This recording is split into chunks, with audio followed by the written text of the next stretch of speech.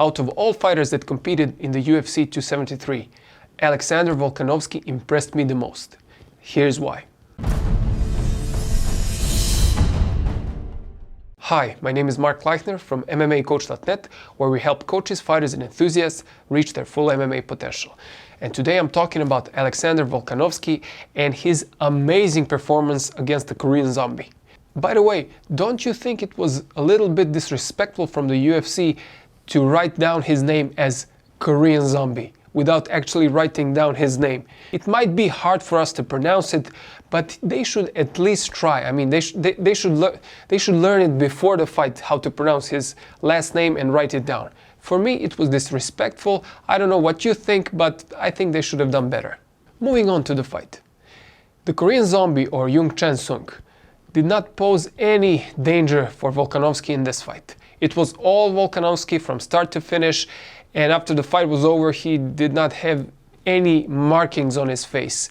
So I was really impressed. But the thing that impressed me the most in this fight was how Volkanovski defended himself right after he attacked. His hands were always up. When one hand hit, the other one was here protecting his face. He was covering the distance, then going out of danger. So he would come in and do some punches, then he would go back where it wasn't dangerous for him, always hands up, chin down. So he was very defensively responsible. And I found that very impressive. And I think the commentators said, at least the ones that I've listened to, that Chimaev could take a page out of Volkanovski's book and also bring his hands up when he goes into an exchange. So that was perfect. And now I'm going to show you a short clip from my MMA Striking Made Easy instructional. This is an example of what you should be doing in training to train your defenses, to train your hands going up after you hit. And not just the hands going up. I teach several ways of defending against your opponent's punches once you finish hitting him. So take a look at the clip.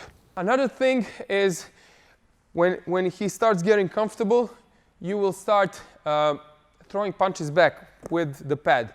So you know that he's defending himself after the punch. So you know that after punching, he's getting his hands back ready to defend.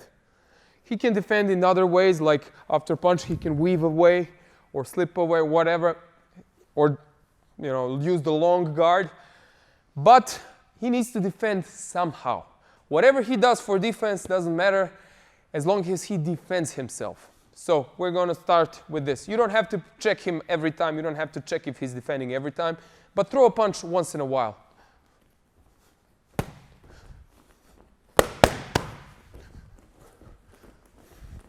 Three. Exactly. He keeps his distance and goes away. Three. Double jab. Sorry, double jab. Double jab, cross. Exactly. And you just saw the circle step, which we're going to cover in another video. This is just a very short segment of what I'm teaching in MMA Striking Made Easy instructional. If you'd like to check it out, there is a link in the cards or down below in the description. And another thing that impressed me with Volkanovski is that he was actually landing jabs even though he has a shorter reach than Jung Chan-sung. That's quite an impressive feat. It's not often that we see a shorter guy that can land punches from the outside on a taller guy. His picks into hooks were equally as impressive. Picks are also a part of MMA Striking Made Easy instructional. Pick, jab to the chest, cross, hook, cross. I almost forgot about Volkanovski's takedowns. The first one was an outside trip against the cage, which is a great option when you find yourself pressing your opponent against the fence. I used it in my fights too. The second one was very sneaky, and it's called a sotogari in judo. Volkanovski did it just by stepping in and without having prior clinch contact with his opponent. I hit the same takedown in a grappling competition, and I used to do it in judo too. Here's an example from my MMA fight, although I had clinch contact. To sum it up, Volkanovski fought a perfect fight. I really like his calculating approach. I really like his combos, especially the lead hook to low kick, to lead low kick. That was great. He unbalances his opponents that way, and it's hidden. The low kick is hidden by the hook. So a lot of things we can learn from Volkanovski. If you like this video, like it and share it, and you can also subscribe to my channel. And if you like a more in-depth MMA training, check out my instructionals. My name is Mark Leichner from MMAcoach.net, and I will see you again very soon.